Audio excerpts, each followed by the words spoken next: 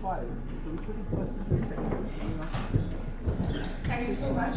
And first of all, thank you to Dr. Sanjay Agarwal and Dr. Chetan Parmar for organizing this lovely conference.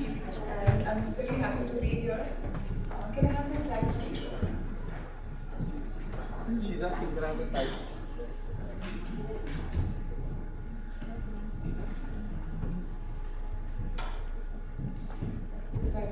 The slides. I'm a bariatric and metabolic surgeon from India, from Mumbai, and I'm going to be talking about the implications of bariatric and metabolic surgical operations on nutrient absorption. So we just had a very good session about what is the best procedure.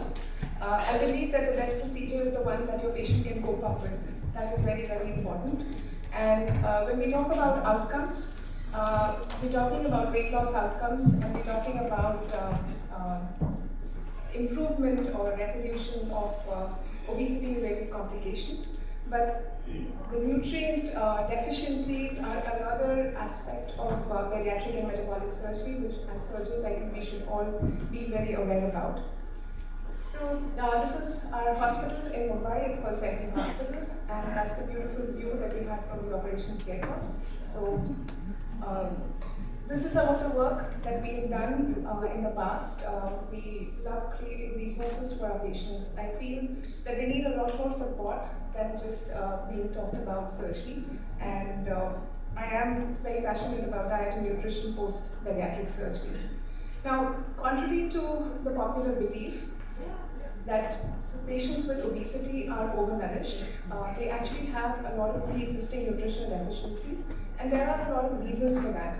So one of the reasons could be the higher intake of high-calorie processed foods, which has poor nutritional value.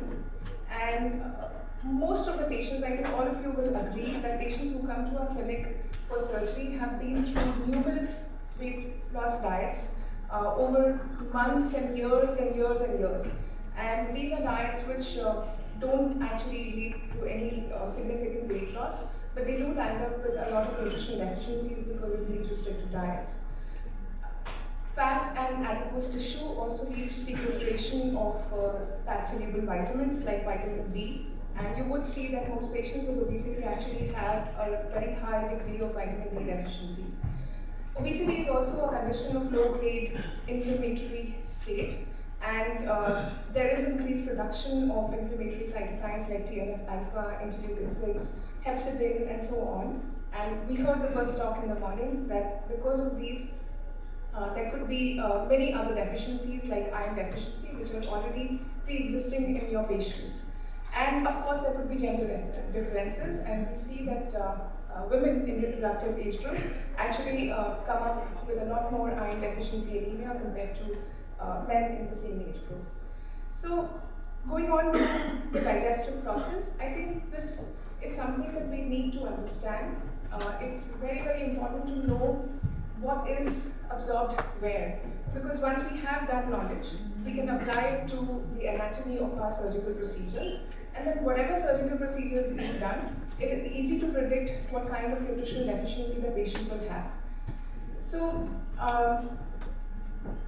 the most important organ in bariatric surgery is stomach, because this is one organ that we are going to decrease in size in each and every bariatric and metabolic surgery, be it sleep plus, be it bypasses, or any other surgery. So it is important to know what actually happens in the stomach. And if you imagine the stomach, it's like one big, great blender which begins the mechanical digestion of all the food that we have taken in. And the food bolus actually undergoes trituration into very small, tiny little particles to the extent of 1 millimeter. These are then mixed with a lot of other things like hydrochloric acid, gastric lipase, mucus, intrinsic factor, gastrin proteases, and so many other things. And the food stays inside for 1 to 4 hours, and then it passes down into the small intestine. Now, this lower diagram here is very important. We need to know that we have parietal cells and chief cells in the fundus and body of the stomach. These parietal cells are the ones which are secreting hydrochloric acid.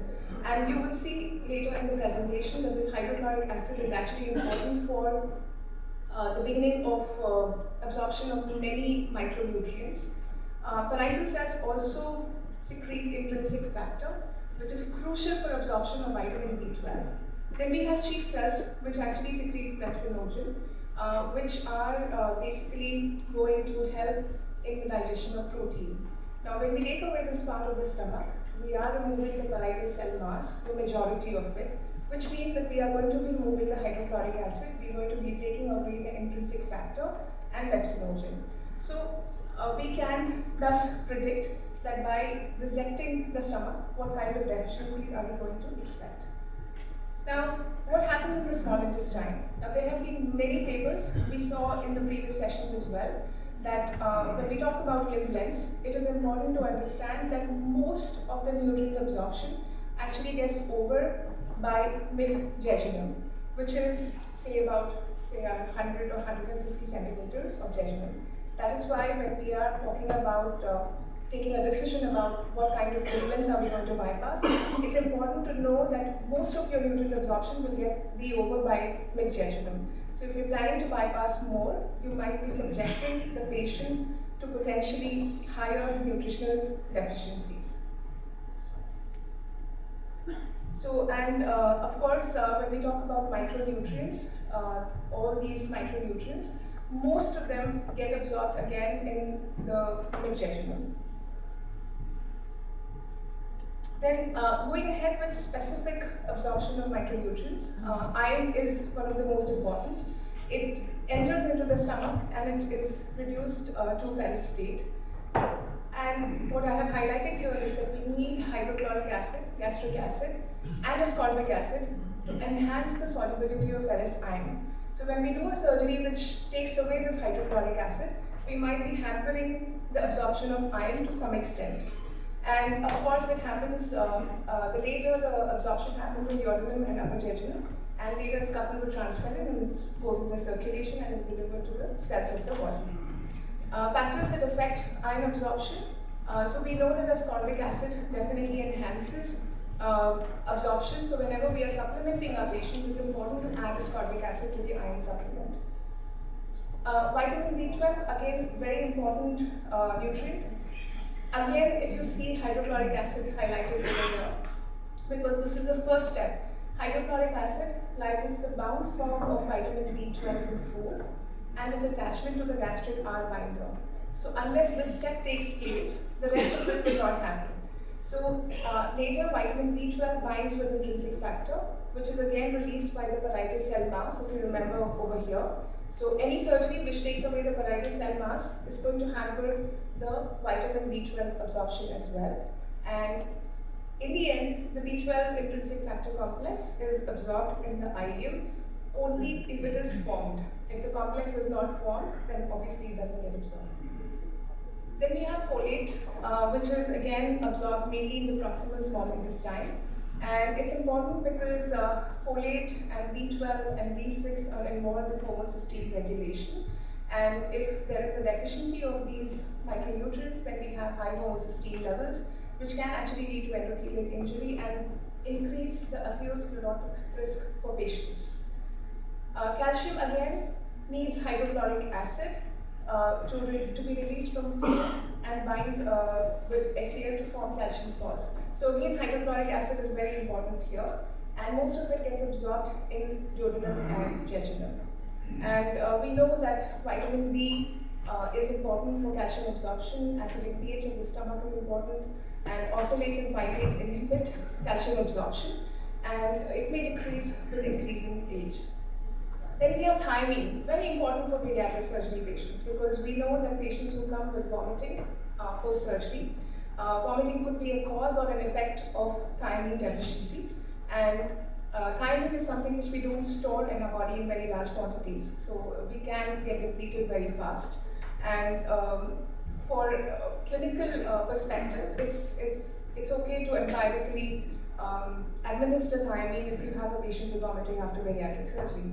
Now, in very severe cases, it can cause beriberi and Wernicke's encephalopathy as well. Now, these are multiple other nutrients like magnesium, copper, zinc, and selenium. Again, if we see that all of them need hydrochloric acid or gastric acid to begin and to dissolve into the ionic forms so they can be absorbed later, and most of them get absorbed in the duodenum and the jejunum. So, in conclusion, stomach and the duodenum and up to the mid-jejunum, these are the most important sites for micro and macronutrient absorption. Protein, of course, again 50% of it is absorbed in the duodenum, and absorption is complete again by mid-jejunum. So we can skip these. Now, what happens when we do metabolic surgery or bariatric surgery? Now we know that the benefits of weight loss post-MBS are overwhelming for patients living with obesity, and there is a marked improvement in comorbidities, quality of life, and psychosocial benefits. However, there may be a nutritional price to pay for weight loss, and we all must be committed to minimizing or deleting this cost. So first do no harm, and then we can talk about what is the best.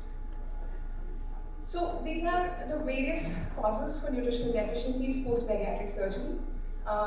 Altered anatomy is not the only cause. There are multiple other causes, which could be loss of appetite. We know that most of our patients don't feel hungry after surgery. Early satiety, decreased food intake and caloric restriction also plays its part.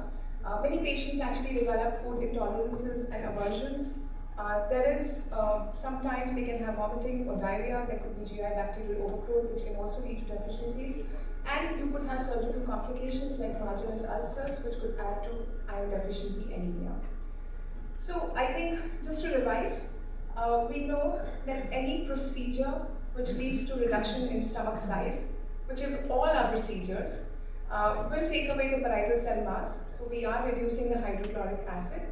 We are taking away the intrinsic factor, we are taking away pepsinogen. So we are potentially causing, we can have deficiencies of iron, we can have deficiency of protein, vitamin B12, we can have other issues like magnesium, selenium, copper, and all those deficiencies as well. And when we bypass the small bowel, depending upon what is the length of the bypass, we can have all the other deficiencies. So when we're talking about an OEGB, which is up to 150 centimeters, or an RYGB, which is cumulative length of about 150 to 200 centimeters, I think the deficiencies are there, but what we don't have is very significant protein deficiency or very significant fat malabsorption, which would be the difference between duodenal switch and these surgeries. So when you have a duodenal switch, you will have a lot of fat malabsorption, and hence you would have vitamin A, D, E, and K deficiency as well. So these were the various implications of nutrition, various implications of bariatric surgery procedures on nutritional absorption and potential deficiencies. In conclusion, what I would like to say is that it is very important to know basically what is the physiology of nutrient absorption. Of course, if we go into depth, there will be a lot more. But as surgeons, I think this is enough. And it is equally important to be familiar with the anatomy, and that is where, as surgeons, we bridge the gap between dietitians and the patients, because they are not aware about the anatomy. And we must take cognizance of preoperative deficiencies as well, and hence a regular review and follow-up is needed for all our patients, hopefully for life. Thank you so much.